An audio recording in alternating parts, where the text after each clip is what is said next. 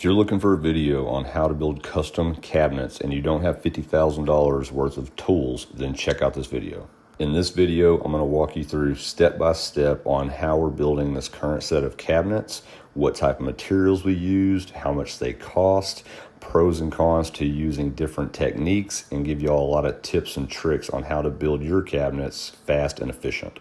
And as a bonus, since there is a lot of experts on social media that might lead you to believe there's only one way to do something, we're going to go over why that's not the case. So that being said, let's get into it. So this next set of video clips are going to be us building a base cabinet.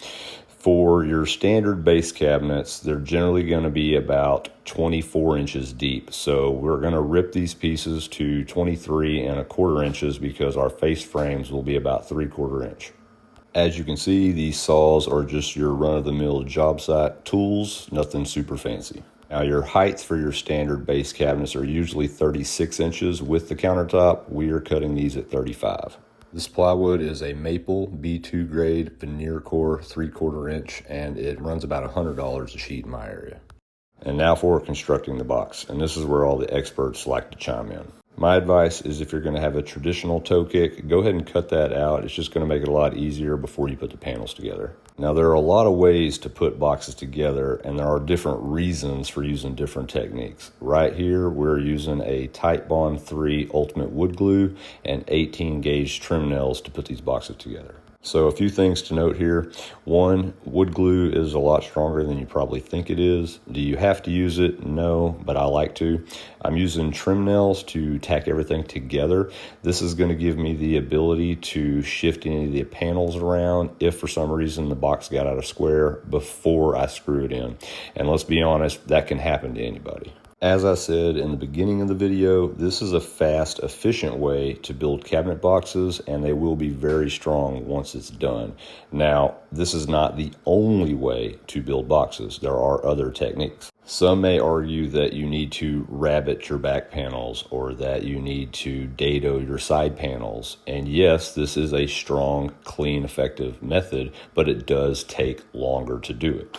A couple of things that they don't mention when they talk about that is when you're doing a project, you always have to take in consideration time and budget. If you have all the time and money in the world, sure, then you can use the most extensive build methods with the most expensive materials. Now that's from a financial standpoint. Let's talk about aesthetics. If you are painting the cabinets on the outside and inside, there are things you can do that you wouldn't be able to do if you weren't doing that. If you are staining or clear coating the cabinets, then you have to be mindful of the nails and screws that you're putting in the box because you will see them. For example, if you decide you want to screw the side panels together, then you have to make sure it's either going to be up against a wall or you're going to have to build a side panel to cover those screw holes. If the sides of the boxes are going to show and for some reason it's not in the budget to build a bunch of end panels, then using the dado, rabbeting, glue/clamp up technique would be a good choice in this example.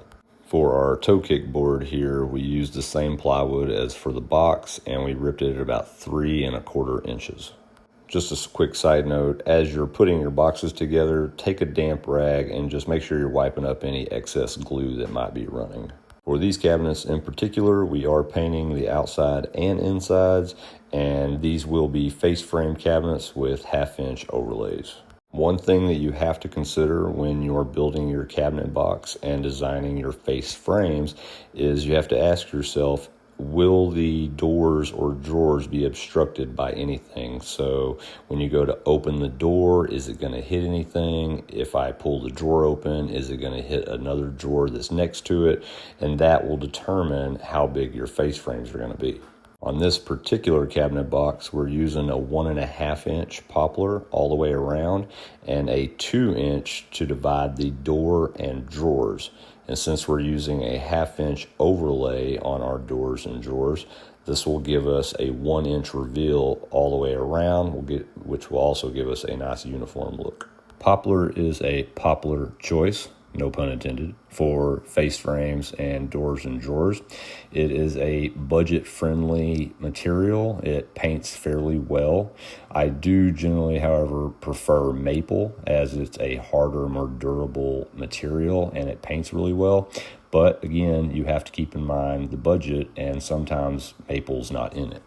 Later on in the video, when we're building our upper cabinets, I go into a lot of detail on how we build our face frames. For the toe kicks, you've got a few different options here. Some people opt to build the base separate from the box itself. They find it easier on install. You can do a traditional toe kick, which is where you just pre-cut your panels. And then this one right here, I actually decided to do at a 45 degree. I just like the way these look. So now we're going to move on to our next set of videos, and this will be our upper cabinets. Your standard cabinet boxes are going to be about 12 inches deep. If you want to maximize the material, we're going to rip these at 11 7/8. So that's basically going to make our cabinets about 12 3/4 inches deep with the face frames. Now, one thing I didn't go over when we were doing the lower cabinets is your back panel. I've done another video of how to build cabinets where we used a 1/4 inch panel for our back panels. You don't have to use that. Again, there are pros and cons to using both. 1/4 inch panels are going to make the box much lighter. So if it is a really big box and you're installing by yourself, it may be better for you to use a 1/4 inch panel. Material-wise, it'll also be cheaper, but keep in mind that even though you're going to spend less in materials, you are going to spend more time and labor to build the boxes properly. You're going to have to do your dado cuts in your side panels for the 1/4 inch panel, and you're going to have to cut some stretchers to have something to screw into, because obviously a 1/4 inch panel is not going to hold up a box. So with your lower cabinets, there generally is a standard height for those, but for your uppers, there really isn't a true standard. It really depends on your space, how tall your ceilings are, the look you're going for. But I would say your standard upper box is going to range usually between 32 to 42 inches tall. That's what I've seen a lot of. These cabinets here are going to be a single upper box. We're cutting these at 42 inches tall. These are going to be in a 9-foot ceiling, so the top of the boxes will be about a foot from the ceiling. Here we are drilling the holes for our adjustable shelves. I'm using a Craig jig that I bought off of Amazon. I don't know if there's a lot more different size options for these holes, but I do know that your general size is 5 and 6 millimeters. I'm sure they make better jigs than this, but since this video is based around not having the best of tools, this is a great option. I think it was 35 bucks. One mistake I've made in the past when using this jig is that the pin that holds it in place while you're drilling the other holes is two different size ends. So the smaller end size is what you're supposed to use to hold it in place, but I have noticed when you're doing long runs of holes that it will shift just enough to where by the time you get to the end, your hole might end up being off a 1/4 inch or a 1/2 inch than the holes next to it, which is obviously a huge problem when you go to put your shelves in because they're not going to sit right.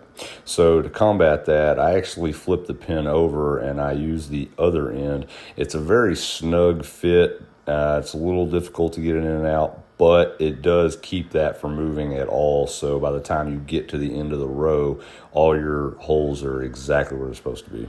Now, if this has or does end up happening to you, one way around this, because a lot of times you don't know until the cabinet is finished that your shelves aren't perfectly lined, you can rip a 1/4 inch panel and then glue that in and then re-drill your holes. Also, you can drill your holes after the box is put together, but I prefer to drill them before. It's just a lot easier and you're going to be more accurate that way. Constructing these boxes are going to be basically the same as what we did for the bottom. We're going to glue the panels and use our trim nails to tack everything together. In a perfect world, all your pieces will be cut dead on, but let's be realistic, that's not always the case. So before I put my glue on, I'll usually do what I call a dry fit. I'll set it in to make sure everything's lined up. Once I know it's good, then I'll put my glue on and tack it together. Here's a perfect example of me dry fitting this. My center panel I had pre-cut, but it was a little bit tighter than I wanted, so I shaved about a 1/16 of an inch of it off. But a lot of times when I have a center panel, I'll tack it in with a couple of trim nails, and then I'll use my tape measure just to make sure that it's all spaced perfectly. You don't want to get that really set in there, and then when you go to put your shelves in, realize that the shelf was not perfectly square or one side was off just a little bit. I didn't get a clip of this when I was doing my lower boxes, so I wanted to make sure that I got to show you all this when I was doing the upper box. But after you glue everything and tack it together, here we're coming back, pre-drilling all of our holes and screwing our boxes together. Now we're going to move on to the face frames for our upper boxes. We didn't go into a lot of detail on how you build your face frames for the lower boxes, so we'll talk more about that here. For constructing the face frames, you're going to need a pocket hole jig, and since we're using poplar as our face frames and they're 3/4 inches thick, we're going to be using 1 1/4 inch coarse thread screws. If you're using a much harder wood like maple or oak, you're going to want a fine thread screw. We're also going to be using the same glue as we did for the box, which is the Titebond 3 Ultimate Wood Glue. And then we're going to use our clamps. This is going to keep those face frames held together while you're putting your screws in and not let them shift around. I've gotten a lot of questions on how to decide the width of your face frames. There's a couple things you need to keep in mind when deciding that. One would be, like we talked about when we were discussing the lower cabinets, is there going to be anything obstructing the cabinet doors? For instance, if this was a corner cabinet, you have to make sure that when you go to open that door that it's not going to rub the door next to it. So you may have to go a little bit wider on your face frame to move that out. The other thing to keep in mind is that if this upper cabinet box is trying to mimic the lower cabinet, you might want the doors to all align with each other. So from an aesthetic standpoint, it's just going to look a lot cleaner. For the specific boxes, our verticals are 1 1/2 inch, which is the same as we did with the lower boxes. We do have a couple of boxes that are going to somewhat mimic the lower ones, so we wanted those to match. As far as our horizontal pieces, our bottom one we went with 2 1/4, and our top one we went with 2 1/2. The reason I go a little bit bigger on the top one is that I like to use crown around the top of my cabinets. This is going to give you a little bit more material to work with when you go to mount your crown. If you noticed a few seconds ago, I quote-unquote dry fitted my face frame. I just like to set it on there to make sure everything's lined up perfectly before I add my glue. Now, there's different ways you can attach your face frames. This is just my method. I like to glue them on and then use trim nails to tack them in place. This is going to be very strong. I've never had a face frame fail or come off with this method. Now, again, I'm not saying this is how you have to attach your face frames. This is just one option. And if you're doing some cabinets where you cannot put trim nail holes in it, then you're not going to be able to do this. So you could resort to pocket holes. You could use biscuits.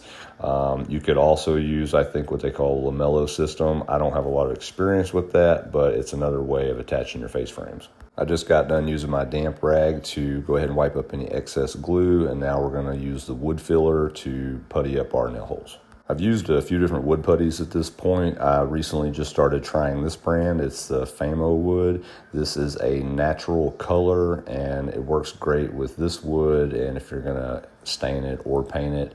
Although I would say if you are staining and you have a darker wood, they do have different color variations, so I would find something appropriate. Well, that about wraps up these box videos. I hope y'all got some good information out of this. I'm going to be doing a couple other videos that we're going to go a lot in depth on how we're making the shelves, the doors, and the drawers for this project. So I hope y'all check that out. And thanks again for watching.